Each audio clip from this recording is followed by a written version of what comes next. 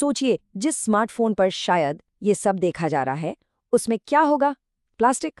Glass? जी हाँ, लेकिन उसमें 30 से भी ज्यादा अलग-अलग खनिज हैं। वाकई, आज हम उन्हीं छिपे हुए मतलब हिडन इंग्रेडिएंट्स की दुनिया में जा रहे हैं, जो हमारी मॉडर्न लाइफ को चलाते हैं, पर हमें पता भी नहीं चलता। तो चलिए इस दिलचस्प कहानी की परतें खोलते हैं। तो शुरुआत कहाँ से करें? चलिए एक ऐसी चीज से करते हैं जो हम सब हर रोज इस्तेमाल करते हैं। सुबह सुबह उठकर ब्रश तो किया ही होगा, है ना? पर क्या कभी सोचा है कि उस टूथपेस्ट की ट्यूब के अंदर असल में है क्या? देखिए, वो जो ताजगी भरी मुस्कान आती है ना, वो सिर्फ मिंट के फ्लेवर से नहीं आती। उसके पीछे तो चट्टानों और खनिजों का एक पूरा का पूरा कॉम्प्लेक्स मिक्सचर है। सच कहूं तो ये एक तरह से ट्यूब में बंद जूलॉजी है। अब ये सुनिए, ये बड़ा मजेदार है। दांतों को जो चीज साफ करती है, सिलिका, वो वही चीज है जिससे रेत बनती है। जी हाँ, रेत। और जो फ्लोराइड कैविटी से लड़ता है, वो आता है फ्लोराइट नाम के मिनरल से। और वो जो चमक होती है ना टूथपेस्ट में, वो आती है अभ्रक से, यानी कि माइका से। ये वही माइका है जो आई शैडो को भी चमकाता है। तो मतलब अगली बार जब ब्रश करें तो याद रखिएगा कि हम अपनी मुस्कान चमकाने के लिए चट्टानों का इस्तेमाल कर रहे हैं। और देखिए, ये कहानी सिर्फ टूथपेस्ट तक ही नहीं है। जरा उस कप के बारे में सोचिए जिसमें सुबह की चाय या कॉफी पी थी। वो मिट्टी से बना है, और मिट्टी क्या है? खनिजों का ही तो रूप है। जिस सड़क पर चलकर हम ऑफिस या कॉलेज जाते हैं, उसमें भी खनिज हैं। सच तो ये है कि हमारी पूरी की पूरी सिविलाइजेशन, मतलब पूरी सभ्यता की इमारत ही खनिजों की नींव पर खड़ी है।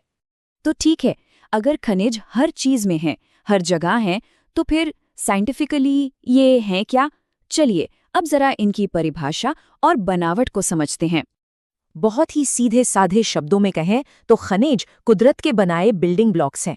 हर एक की अपनी एक यूनिक इंटरनल स्ट्रक्चर होती है। जैसे हर स्नोफ्लेक अलग होता है, वैसे ही समांगी या होमोजीनस का मतलब है कि उसकी बनावट शुरू से आखिर तक एक जैसी होती है।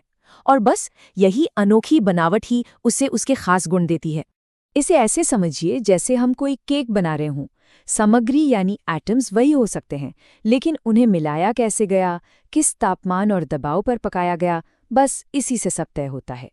नतीजा एक तरफ दुनिया का सबसे कठोर हीरा हो सकता है, तो दूसरी तरफ एकदम मुलायम टैल्कम पाउडर। सारा खेल बनने के प्रोसेस का है। तो खनिजों को हम 3 मेन फैमिलीज में बांट सकते हैं।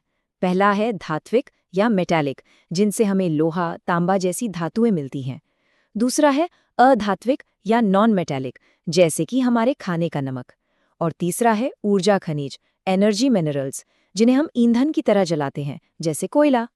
तो अब तक ये तो समझ आ गया कि खनिज क्या है, लेकिन सवाल ये है कि भई आते कहाँ से हैं? इसका जवाब हमारी पृथ्वी की सतह के बहुत नीचे छिपा हुआ है। देखिए, एक बात समझना बहुत जरूरी है। खनिज हमें सोने के बिस्किट की तरह एकदम प्योर नहीं मिलते। नहीं, वो मिलते हैं अयस्क यानी ओर के रूप में। इसे एक चॉकलेट चिप कुकी की तरह सोचिए। आपको काम की चॉकलेट चिप्स यानी हमारा खनिज निकालने के लिए बहुत सारी कुकी यानी फालतू पत्थर और मिट्टी खोदनी पड़ती है। अच्छा, अब ये जो 5 तरीके हैं, ये सुनने में थोड़े टेक्निकल लग सकते हैं, पर घबराने की कोई बात नहीं है। हम एक एक करके बहुत आसानी से समझेंगे कि पृथ्वी खनिज बनाती कैसे है। और हाँ, हर तरीका अलग है, इसीलिए हर खनिज को निकालने का तरीका भी अलग होता है। जरा इमेजिन कीजिए कि धरती के अंदर से खौलता हुआ पिघला हुआ लिक्विड चट्टानों की दरारों में से ऊपर की तरफ आ रहा है।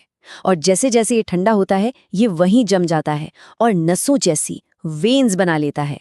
टिन, तांबा, ये सब धातुएं हमें ज्यादातर ऐसे ही मिलती हैं। दूसरा तरीका एक बहुत बड़े धीमी आंच पर पकने वाले पुलाव जैसा है। लाखों सालों तक मिट्टी, रेत और बाकी चीजें परत दर परत, लेयर बाय लेयर जमा होती रहती हैं। फिर ऊपर की परतों का जबरदस्त दबाव और गर्मी नीचे की परतों को चट्टानों और खनिजों में बदल देती है। हमारा ज्यादातर कोयला और लोहा इसी पुलाव की देन है। तो अब हम ये तो जान गए कि खनिज बनते कैसे हैं। तो चलिए अब देखते हैं कि असल दुनिया में ये सब कैसा दिखता है। और इसके लिए सबसे अच्छा उदाहरण है भारत, जो खनिजों के मामले में वाकई एक बहुत ही अमीर देश है। ये जो आंकड़ा है ना, ये कमाल का है। इसका मतलब ये हुआ कि भारत में जितने भी मेटालिक मिनरल्स खोदे जाते हैं, उनकी टोटल वैल्यू का 3/4 यानी 75% हिस्सा सिर्फ लोहे वाले खनिजों का है। सोचिए, इससे पता चलता है कि लोहा हमारी इंडस्ट्रीज के लिए कितना कितना ज्यादा जरूरी है। भारत में हमें मेन कोर्स पर 2 तरह के लौह अयस्क मिलते हैं। एक है मैग्नेटाइट। इसे एक लग्जरी स्पोर्ट्स कार समझिए।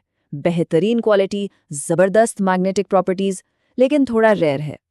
और दूसरा है हेमेटाइट। ये एक भरोसेमंद फैमिली कार जैसा है।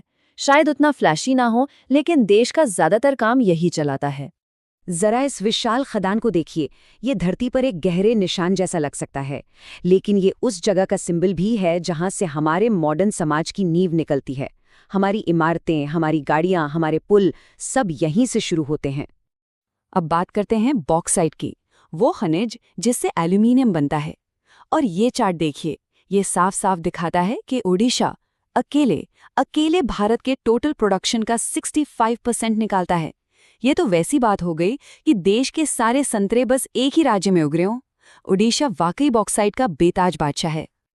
और भाई, बॉक्साइट इतना खास क्यों है? क्योंकि इससे हमें मिलता है एल्यूमीनियम। इसमें लोहे जैसी मजबूती है, पर वजन में ये बहुत हल्का है। इसीलिए तो हवाई जहाज इससे बनते हैं। और ये बहुत फ्लेक्सिबल भी है, आसानी से किसी भी आकार में ढल जाता है। तभी तो हमारी कोल्ड ड्रिंक के कैन भी एल्यूमीनियम के ही होते हैं। तो जैसा हमने ओडिशा की केस में देखा, ये खनिज हर जगह बराबर नहीं बटे हैं। ये एक तरह की जियोलॉजिकल लॉटरी है, और कुछ जगहों की किस्मत अच्छी है, उन्हें जैकपॉट लगा है। हमारा जो आखिरी हिस्सा है वो इसी अनइवन डिस्ट्रीब्यूशन पर है। और भारत में ये बंटवारा एकदम साफ दिखता है। उत्तर भारत के जो मैदानी इलाके हैं, वहां जमीन के नीचे ज्यादा कुछ नहीं है।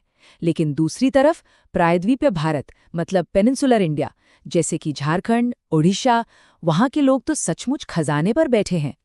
और इसका कारण क्या है? हम फिर से उसी धीमी आंच पर पकने वाले पुलाव पर वापस आते हैं। कुछ जगहों पर सही इंग्रेडिएंट्स थे, सही तापमान था और पकाने के लिए लाखों साल का सही समय भी था। दूसरी जगहों पर ऐसा नहीं हुआ। ये सब करोड़ों साल पुराने जियोलॉजिकल प्रोसेसेस का नतीजा है। तो आखिर में ये सारी बात हमें एक बहुत बड़े सवाल पर लाके छोड़ देती है।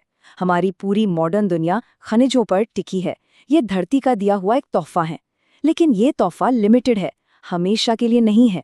तो सोचने वाली बात यह है कि हम इस कीमती और सीमित खजाने को आने वाली पीढ़ियों के लिए कैसे सहेज कर रखेंगे? इसका मैनेजमेंट हम कैसे करेंगे?